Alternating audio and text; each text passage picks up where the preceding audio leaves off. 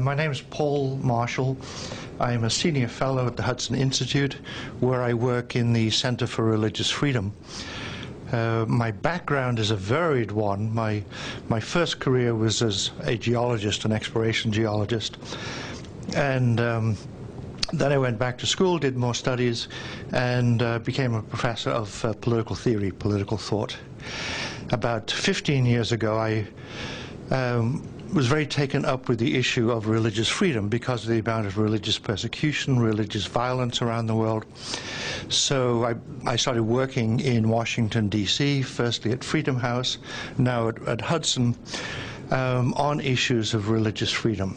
And both in terms of documenting it, I've edited 2 world surveys of religious freedom. We didn't do the entire world, but about 100 countries. And also, a couple of years ago, I edited a book, Blind Spot, whose subtitle is When Journalists Don't Get Religion. That I realized that one reason that religious freedom issues don't get the coverage they should is that many journalists, and here I mean Western journalists, are not aware of the importance of religion in shaping people's lives in all their dimensions, so they often just miss it. If you look at the 3 Abrahamic religions, that's over half the population of the world there right now. Relations between these 3 are fundamental, they're central. We do need to agree on this, that we will deal with the disagreements peacefully by talking, or by disagreeing at times, or by arguing, and doing that civilly.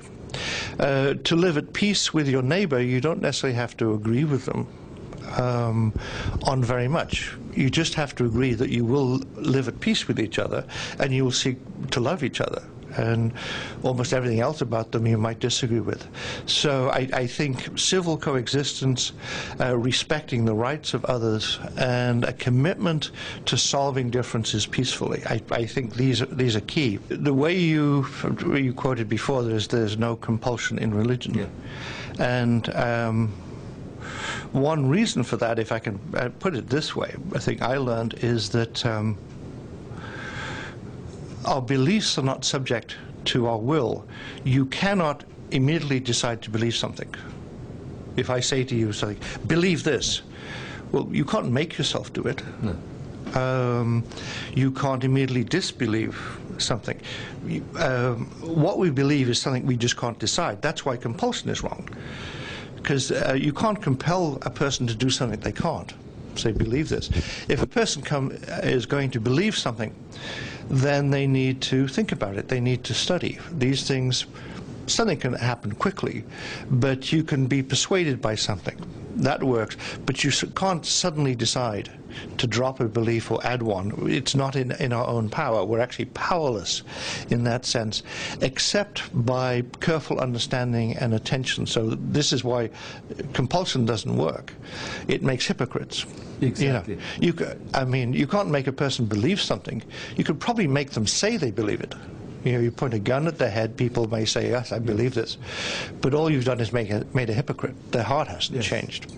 So I think it's the nature of faith, it's the nature of belief itself that it cannot be compelled. That's why you shouldn't try to do that. So, and again, I think the question of open conversation and respect is key. A lot of Muslim countries have borrowed some of the worst things from the Western world, which is where communist ideology began. It took its root in Russia and China and other places outside, but you have the effect of communism, and that's had a destructive past there. Also European fascism. Yes.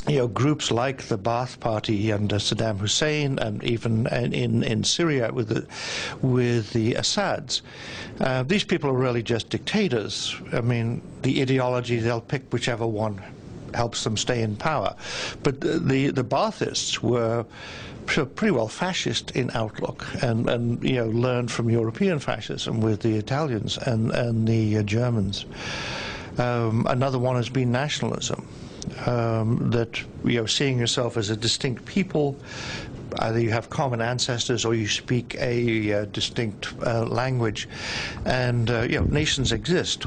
But the idea that a state, a government, just represents that one nation, as you know, in pretty well every country, there are religious minorities, there are ethnic minorities, people who are not of the nation. So nationalism, in its mild forms, can be okay, but in its strong forms, again, that's another Western export, and that's had its effect, has had its effects. So.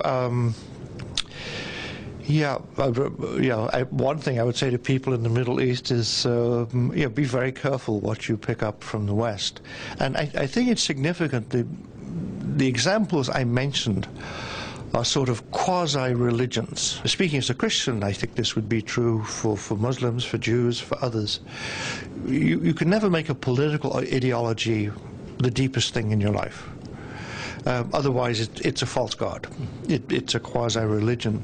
So that I think one of the tendencies in the Middle East, when people have moved away from Islam, they've tried to take a political ideology, which tries to make itself a religion, that is, explain everything, rather than just say, well, we just try and answer a few basic questions about how we run countries. So beware of political religions. That would be another thing to say. In terms of Christian views of end times, we are in the end times. So I'm often telling Christians, when I lecture on this subject too, that the way you prepare for the end times, the way you live in that, is to do the work God has given you to do. To the Turkish public, let me just say I've been to Turkey several times and love the land, love the people, and love the food. All that's true, and I plan to be going again. And again, I would emphasize a point I've emphasized quite a bit here. We don't necessarily have to agree on that much. What is key is we don't fight physically. We don't try to put people in prison, hit people, kill people because of the differences. But we respect one another and argue about those differences. Be willing to say, no, I disagree. I think that's wrong. I would take a different view. There's absolutely no problem with that. The question is, you do so peacefully. We have civic respect for each other and deal with our differences in peace. Can you say a few words for Channel A9? This is the first anniversary of TV Channel A9. Oh, to Channel A9, happy first anniversary, and may you have many others.